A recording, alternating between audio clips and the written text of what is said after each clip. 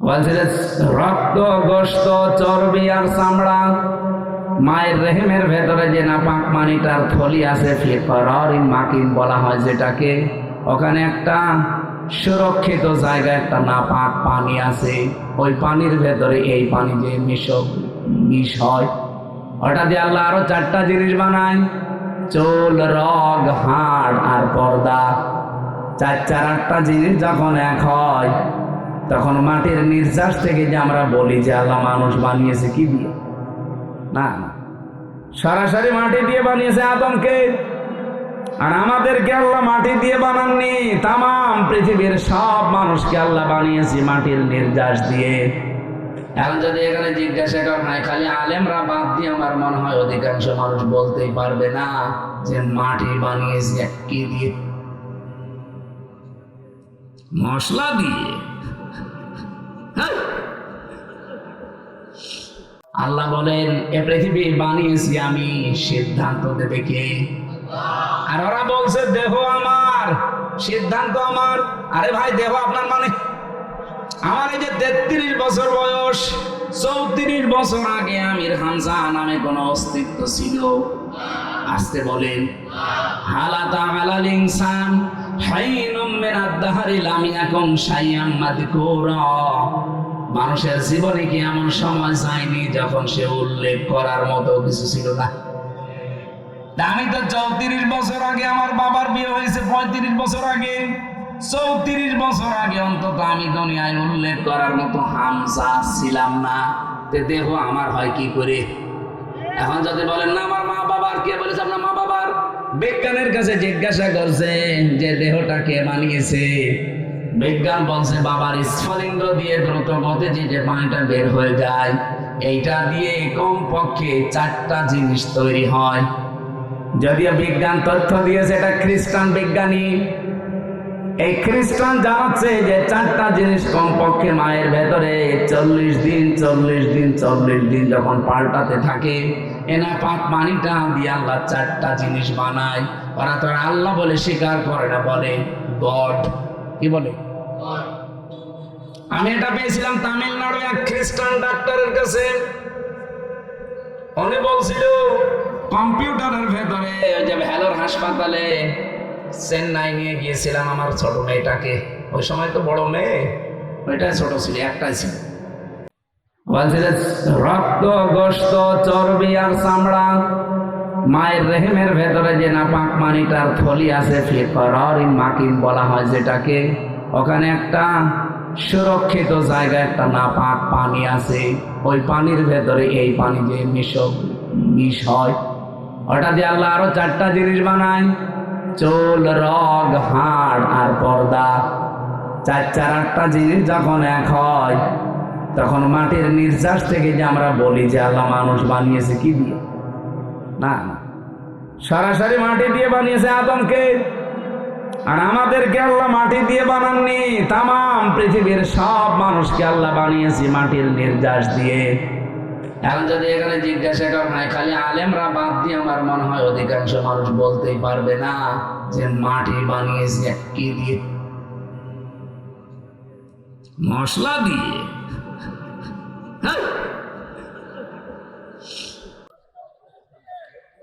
মাটির ভেতরে পাবেন আপনি oxygen, silicon, aluminium, iron, calcium, potassium, sodium, magnesium, nitrogen, hydrogen. ওদিকে 8টার মাটির উপাদান থেকে যদি 10টা হয়, 8 আর 10 কয়টা হয়? বলেন। আপনি এখানে এটা না ভেড়িয়ে যদি কম্পিউটার দিতেন অথবা ল্যাপটপ সেট করেন, আমি আপনাকে এখন হাতে কলমে দেখাতে পারবো যে মানুষের 3.5 হাত বডি বানাতে 18টা জিনিসে হবে না, কমপক্ষে 23টা জিনিস লাগবে। সূরা আলে ইমরানের 6 নম্বর আয়াতে এই তথ্যগুলো পাবেন।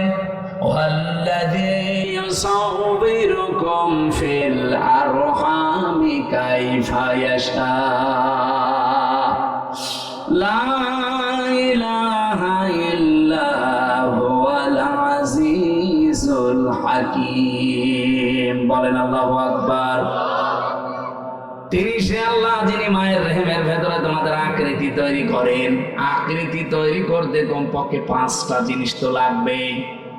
এই তথ্যটা এবার পাবেন সূরা নাহলে 14 নম্বর পারা, 14 নম্বর পৃষ্ঠা, 13 নম্বর লাইনের 78 নম্বর আয়াতের মাঝে আছে وَجَعَلَ لَكُمُ السَّمْعَ وَالْأَبْصَارَ وَالْأَفْئِدَةَ ইলা আখিরি আয়াত।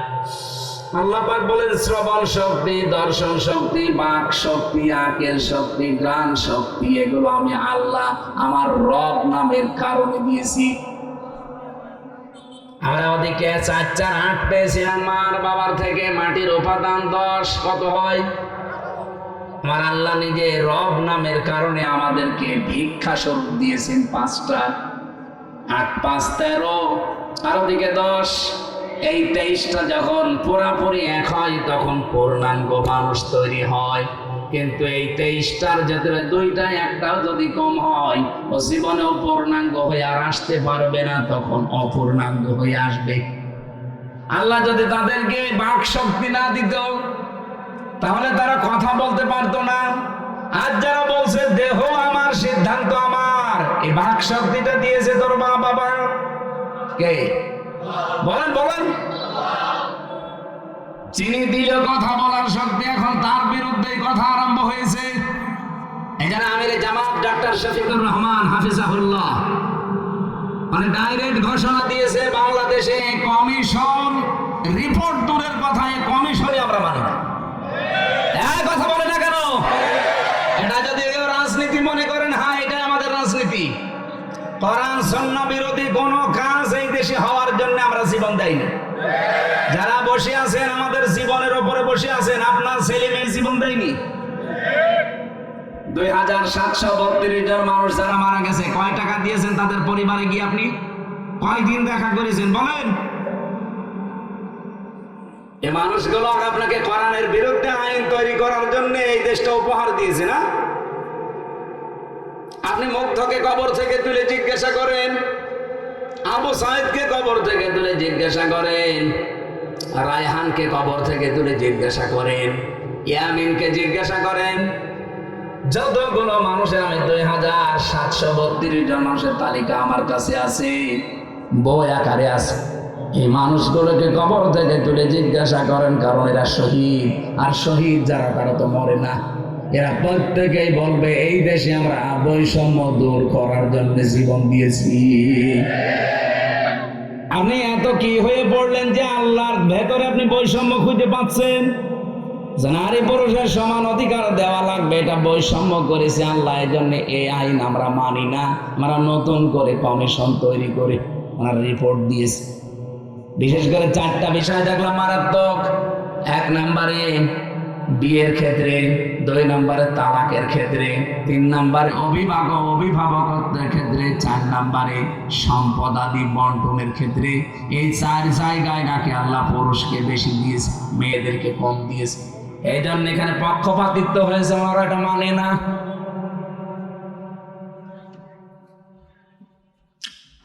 আমরা স্পষ্ট ভাষায় তাফসীর মাহফিলে রেকর্ড হয়, তামাম দুনিয়া যাচ্ছে, সবাইকে আহ্বান জানাচ্ছি, আগস্টের 5 তারিখ কিন্তু শেষ হয়ে যায়নি।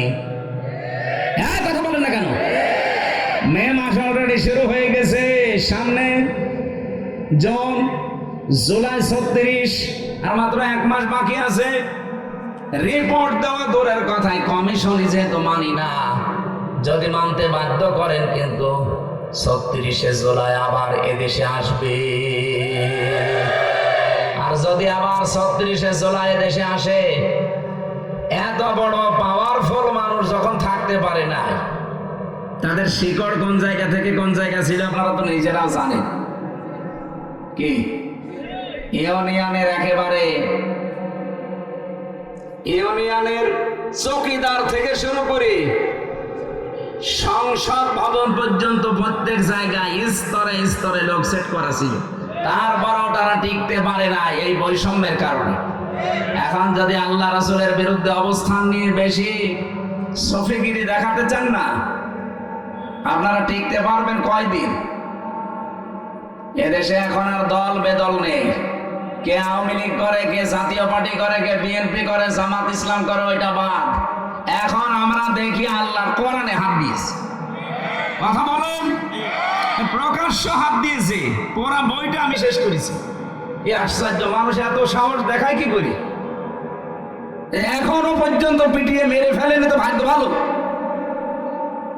আপনি এটাকে ইন্ডিয়া পেয়েছেন, এখানে নামাজ হয়তো কম পড়তে পারে, রোজা না রাখতে পারে, তা আল্লাহ একজন আছে, রাসূল আমাদের নেতা। এ বিষয়ে আপনি যারে জিজ্ঞাসা করবেন, ওই যে সেটার ফুল হাতা ও বলবে। আবার লজ্জা পাস, আর লজ্জা কিসে?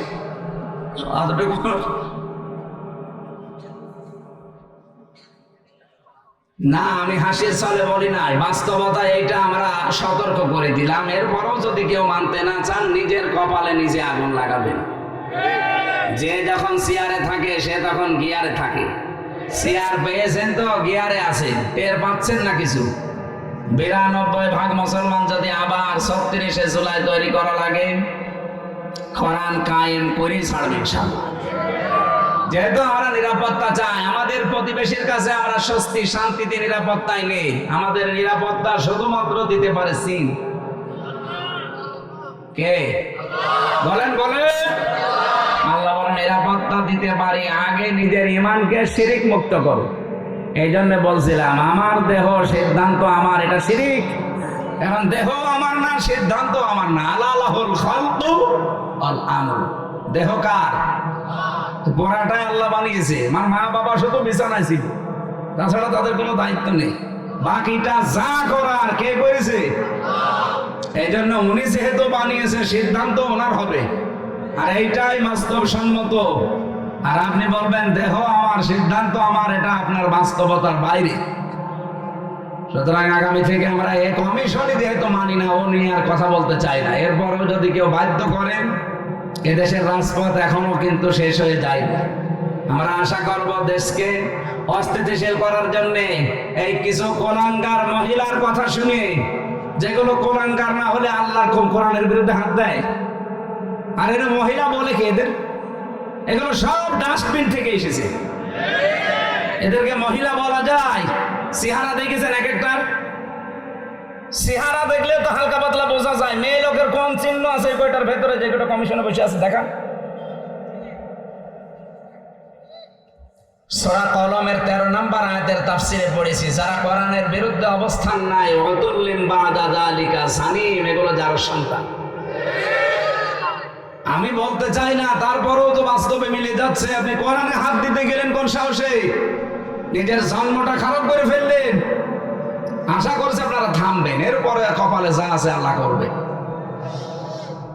এই জন্য আমরা শান্তি, স্বস্তি, নিরাপত্তা যদি আল্লাহর পক্ষ থেকে বাংলাদেশ পেতে চাই, বহির্বিশ্বের যে এখন আন্তর্জাতিক ষড়যন্ত্রগুলো চলছে, অলরেডি যেহেতু দাঙ্গা মোদি লাগিয়ে দিয়েছে, এ বাতাস আসতে কিন্তু বেশি দেরি হবে না।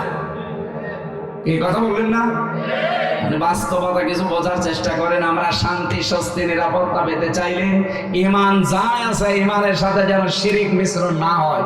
যেহেতু আল্লাহর আইনের সাথে অন্য কোনো আইন মিশ্রণ করা শিরিক, সুতরাং এই দেশে আল্লাহর আইনের বাইরে কোনো আইন আমরা চলতে দিতে পারি না, তাহলে দেশটা নিরাপত্তাহীন হয়ে যাবে। আমরা চাই দুনিয়া যার আইনও চলবে। এ কথার সাথে দ্বিমত আছে কারো? আবার ভাইরা, নামাজ যদি আপনার কমও থাকে, রোজা আপনার কম হয়েছে, পর্দা পশিদা কম হয়েছে, কিন্তু ঈমানটা যদি সত্যি আপনি পরিষ্কার রাখতে পারেন, আকীদা যদি আপনি বিশুদ্ধ হতে পারে, অল্প কিছু করলে আপনাকে আমার আল্লাহ নাজাত দিয়ে দেবেন। আখলিস দীনাকা ইয়াকফিকাল আমালুল কলিল। তোমার ঈমানকে খাঁটি করো, অল্প আমলে নাজাতের জন্য এইটাই যথেষ্ট হয়ে দাঁড়াবে। আল্লাহ হাদিসটা মেনে চলার তৌফিক দিন, বলেন আমিন। ও বাংলার মুসলমানেরা, যে হাদিস পড়ে ব্যাখ্যা করছিলাম, যে জিনিস আমার না, ওটা যদি জোর করে আমি নিজের আয়ত্তে রেখে দেই, আমি ওই দিন থেকে নবীর উম্মত। আর সুতরাং আগস্টের 5 তারিখের পরে কাউ যদি এই কাজ করে থাকেন, কারো চরিত্র যদি এরকম সমস্যা থাকে, আগে ওটা ফেরত দিয়ে দেন। এটাকে আমি এনাকে বললাম, আপনাকে বললাম, যে করেছেন তারে বলেছি। যারাই করেছেন এগুলো আপনি নিজে তো জানেন, কারটা কি দখল করেছে সেটা ফেরত দিয়ে দেন। হ্যাঁ, যদি আপনার জিনিস এতদিন দখল হয়ে যায়, ওটা যদি আপনি ফেরত পেয়ে থাকেন, আপনার অসুবিধা নেই। কথা বোঝা গেছে? আপনারই ছিল, ওটা হাতছাড়া হয়ে গিয়েছিল, দখল করে নিয়েছিল, এখন ওটা আবার ফেরত পেয়েছেন, আপনি হাদিসের আওতা মুক্ত থাকবেন। সে যেন জাহান্নামে নিজের একটা স্থান তৈরি করে নিল। বলেন নাউজুবিল্লাহ। আল্লাহ আমাদের হেফাজত করুন। সূরা মুনাফিকের 4 একটা মাত্র আয়াত পড়েছি। আমাদের আজকের আলোচনার বিষয় ভণ্ড বিশ্বাসী। বাংলাদেশে নেই, আছে মানে নবীজি ইন্তেকালের আগে কিন্তু এই কথা জানিয়েছেন যে ভণ্ড বিশ্বাসী, যেটা আরবিতে বলা হয় মুনাফিক, বাংলায় কি বলে? কপটতা, ভণ্ড বিশ্বাসী, লোক দেখানো। এই মানুষগুলো পৃথিবীতে কোনো ইহুদির ভেতরে তৈরি হবে না, খ্রিস্টানের ভেতরে হবে না, মুশরিকদের ভেতরে মুনাফিক তৈরি হবে না। মুনাফিক যদি তৈরি হয় দুনিয়ায়, শুধুমাত্র তৈরি হবে মুসলমানদের ভেতরে। যেহেতু আমরা এই দেশে এখন 92%, এই জন্য মুসলমানদের ভেতরে মুনাফিক তৈরি হওয়ার সম্ভাবনা বেশি। আমি আবার মুনাফিক হয়ে গেলাম না তো? আল্লাহ পাক বলেন, ওয়াইদা রাআইতাহুম তু'জিবুকা আজসামুহুম ওয়া ইয়াকুলু তাসমা'ু লিকাউলিহিম কান্নাহুম খুশুবুম মুসান্নাদা। হে নবী, আপনি যখন মুনাফিকদেরকে দেখবেন, যেহেতু মুনাফিকের এই জাতটা অন্তরের সাথে সম্পৃক্ত, দেখলে আপনি নিজে পর্যন্ত আশ্চর্য হয়ে যাবেন যে এ কি গো, তা আমার চাইতেও বড় বুজুর্গ।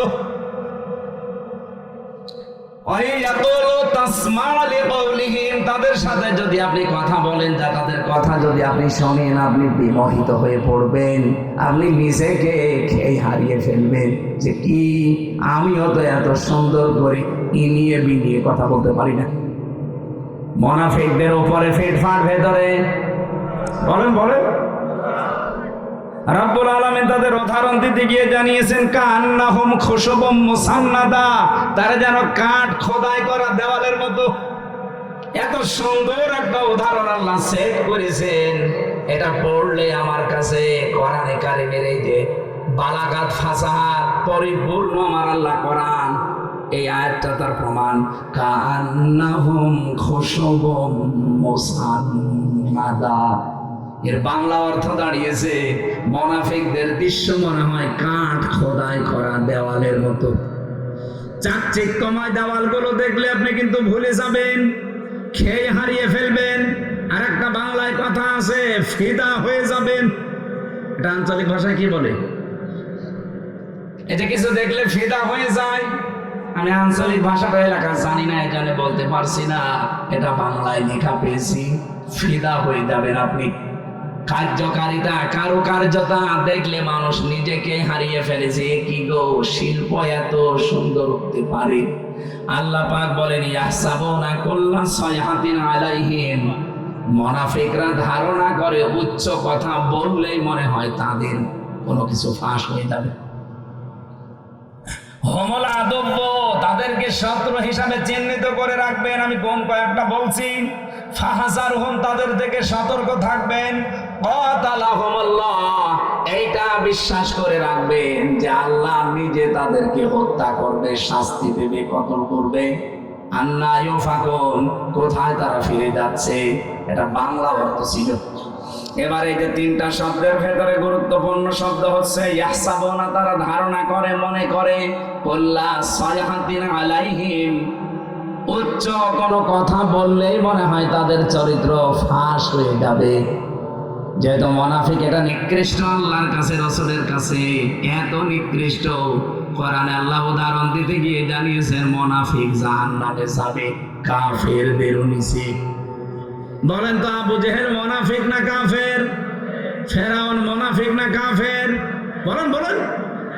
তাহলে ফেরাউনকে আল্লাহ যদি জাহান্নামে দেয়, আবু জেহেলকে যদি জাহান্নামে দেয়, মুনাফিক যারা, আমরা যারা মুসলমানদের ভেতরে এখন সেগুলো বলবো চারটা, এই চারটা বিষয় যদি কারো ভেতরে থাকে, ও আবু জেহেলেরও নিচে থাকবে। নওগাঁবাসী থাকতে চান আবু জেহেলের নিচে জাহান্নামে? বলেন বলেন। এক নম্বরে কোন হাদিসে আমি সালাসা পেয়েছি, কোন হাদিসে আরবা পেয়েছি। আয়াতুল মুনাফিকে আরবা আছে, সালাসা আছে। ইজা হাদ্দাসা কাযাবা, কথা বললেই মুনাফিকরা মিথ্যা কথা বলে। দুনিয়ার কথা বলুক আর ধর্মের কথা বলুক, কথা বললেই মিথ্যা কথা বলে। এরকম আলেম দেশে নেই। এই যে আমার ভণ্ড তাহেরি ভাই, কথা বললে ও হাদিস কোরআনের নাম দিয়ে বলুক আর জেনারেল কথা বলুক, কথা বললেই মিথ্যা কথা বলে। কারণ যেগুলো বানিয়েছে সব মিথ্যা। আপনি আলেমদের জিজ্ঞাসা করেন, আলী বাবা, শালি বাবা, কেল্লা বাবা, ফতে বাবা, কোন জিকির আছে? তাহলে সব বানিয়েছে। কথা বললেই মিথ্যা কথা তুলে আনে। এমন এমন শান তৈরি করেছে আল্লাহর ওলিদের নাম নিয়ে। এ পৃথিবীতে সবচাইতে দামি মানুষ হচ্ছে নবীরা। কথা বলেন না কেন? নবীদের পরে সবচাইতে দামি মানুষ সাহাবীরা। বলেন বলেন। আপনি নবীদের জীবনী পড়েন। আমি 25 জন নবীর জীবনী পেয়েছি কোরআনে ডাইরেক্ট, আর 2 জন নবীর নাম পেয়েছি ইনডাইরেক্ট। এই 27 জনের পুরা জীবনী আমি পড়ে দেখেছি তাফসিরে তাবারি থেকে। পড়াটা পড়ে কোনদিন আমি পাইনি ও যেমন জিকির বানিয়েছে কোন নবী এই শালি বাবা, কেল্লা বাবা, ফতে বাবা বলে জিকির করেছে। তাহলে পড়াটা মিথ্যা, এটাকে আর ব্যাখ্যা করা লাগবে? সাহাবীদের জীবনী পড়েন, হেকায়েতে সাহাবা সহ যত সাহাবীর জীবন আমি নিজে পড়েছি। একটা দুইটা না, বিশ্ববিদ্যালয়ে থাকাকালীন বহু সাহাবীর জীবন আমার ছিল। পড়াটা পড়ে কোনদিন আমি পাইনি একদিনের জন্য কোন সাহাবী ইয়া রাসূলুল্লাহ, ইয়া রাসূলুল্লাহ এই জিকির করেছে। অথচ ওরা নাম দিয়েছে আহলে সুন্নাত ওয়াল জামাত, ওদের নাম দেওয়া দরকার আহলে বেদাত ওয়াল জামাত। সুন্নাতের কোন বালাই ওদের ভেতরে নেই। খালি পাগড়ি মাথায় দিয়ে জুব্বা গায়ে দিলে আর বাবড়ি চুল রাখলে সুন্নাত হয়। যা যা করছেন সবগুলো মিথ্যার উপরে। কথা বললে যারা মিথ্যা কথা বলেন, ধর্মের কথা বলেন আর জেনারেল কথা বলেন, কথা বললে জীবনে মিথ্যা ছাড়া কিছুই পাওয়া যাচ্ছে না। অথচ নবীজি বলেন এই পৃথিবীতে সমস্ত পাপের মা হচ্ছে মিথ্যা। বাইরের দেশগুলোতে আমি যে দেখেছি ওরা শুধু আজ দাঁড়িয়ে গেছে এই মিথ্যাটা না থাকার কারণে। মালয়েশিয়া তো মুসলমান দেশ, তারা 2004 সাল থেকে আজ দাঁড়িয়ে গেছে, আর আমরা 54 বছরও দাঁড়াতে পারি না। আমি মালয়েশিয়া বিশ্ববিদ্যালয়ে পড়াটা যখন ঘুরছিলাম, 120টা দেশের ছেলে মেয়েরা ওখানে আছে। আমার এই বিভিন্ন দেশের ছেলে মেয়েদের সাথে আমার পরিচয় হওয়ার পরে ওরা আমারে বলছে, হুজুর এই যে মোবাইলটা, রাজশাহী বিশ্ববিদ্যালয় দেখেছেন না, এর চাইতে কমপক্ষে 20 ডবল বড় হবে মালয়েশিয়া বিশ্ববিদ্যালয়। বলছে এই যে মোবাইলটা যদি এখানে পড়ে থাকে, সারা দিন সারা রাত যদি এর পাশ দিয়ে শুধু বাংলাদেশ আর ভারত আর পাকিস্তান এই 3টা দেশের লোক যদি এই রাস্তা দিয়ে না যায়, এই মোবাইল সারা দিন সারা রাত পড়ে থাকবে, কেউ নেবে না। তো বাংলাদেশের লোক আর ভারতের লোক যদি পাশ দিয়ে যায়, ও গায়েব হয়ে যাবে।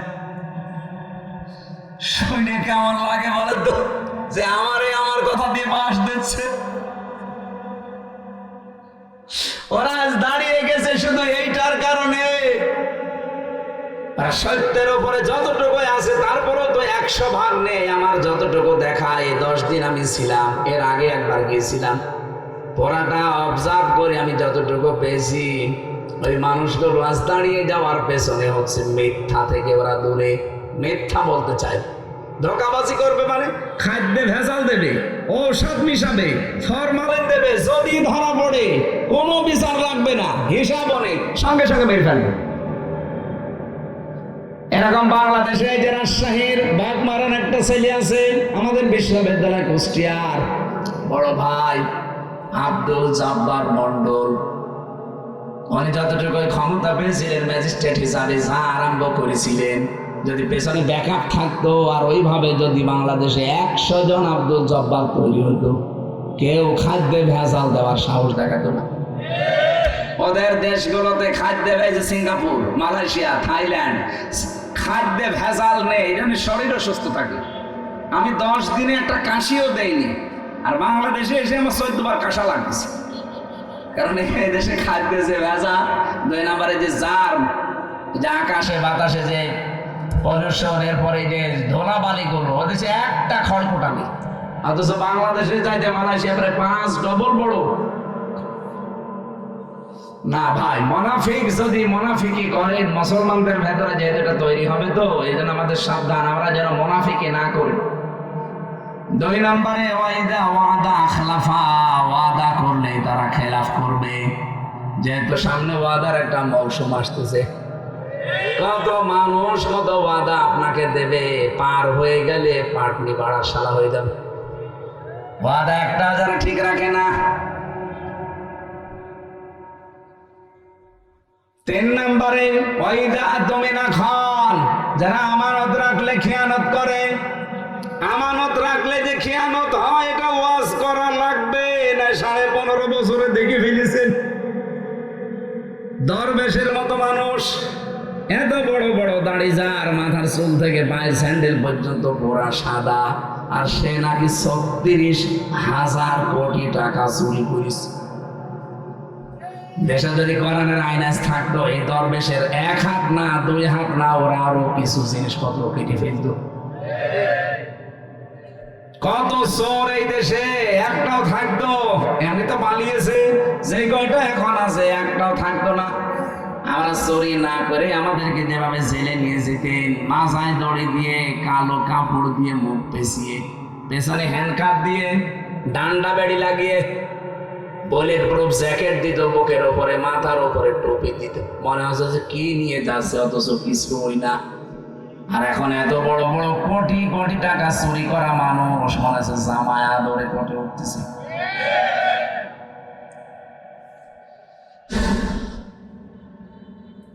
এই চোরগুলো যা করেছে, ওদের সাথে যারা মিশত এই মানুষগুলো এখন আশ্চর্য। কে সেদিন একজন কাজ ছিল, এনবিআর এর চেয়ারম্যান মনে হয়। যদি এত টাকা মানুষ পাচার করতে পারে, এগুলো সব রাষ্ট্রীয় সম্পদ ছিল না? বলেন বলেন। হযরত ওমর বলেন, একবার আমি রাষ্ট্রের হিসাব করছিলাম, মোমবাতি ধরিয়ে অথবা শলাকার উপরে জয়তুনের তেল লাগিয়ে আমি একটা হিসাব করলাম। হঠাৎ করে দেখি রাতের বেলা দেশের প্রধান বিচারপতি হযরতে আলী আমার বাড়িতে আসার পরে সালাম দিয়ে জিজ্ঞাসা করলাম, প্রধান বিচারপতি, আপনি কি এসেছেন রাষ্ট্রের কোনো কাজ না নিজের কোনো কাজ নিয়ে? হযরতে আলী বলে, খলিফা, আমি এসেছি আমার পারিবারিক একটা সমস্যা নিয়ে। হযরত ওমর সঙ্গে সঙ্গে বাতিটা লিভিয়ে দিলেন। হযরতে আলীর মন খারাপ হয়ে গেল, কি গো, আমি দেশের প্রধান বিচারপতি, আমি এসেছি দেশের প্রধানমন্ত্রীর কাছে, আমার দেখলে তো আরো আলোক সজ্জা বেশি করবে। আর একটা জয়তুনের তেল দিয়ে লম্প জ্বালানো ছিল, বাতি ওইটাও দিল লিভিয়ে, এখন তো অন্ধকার হয়ে গেল, আমি কি বলতে যে কি বলবো। হযরত ওমর ডাক দিয়ে বলে, প্রধান বিচারপতি আলী, মন খারাপ করবেন না, আমি আপনাকে আগেই জিজ্ঞাসা করেছি আপনি কি এসেছেন আপনার ব্যক্তিগত কাজে না পারিবারিক কাজে না রাষ্ট্রীয় কাজে? আপনি নিজেই বলছেন না আমি পারিবারিক কাজে এসেছি। আমি যে হিসাব করছিলাম এটা রাষ্ট্রের তেল পুড়িয়ে রাষ্ট্রের জনগণের হিসাব। তা আপনি আসলেন আপনার পারিবারিক ব্যক্তিগত জীবনের সমস্যা নিয়ে। জনগণের তেল পুড়িয়ে আমি কাজ করি, এ সময় আপনার সাথে কথা বললে জনগণের আমানতের সাথে খেয়ানত হবে। হযরতে আলী বলেন, এই দিন থেকে ওমরের প্রতি রাগ না মহব্বত যা ছিল, ভালোবাসা, এগুলো আরো আল্লাহ বৃদ্ধি করে দিয়েছে।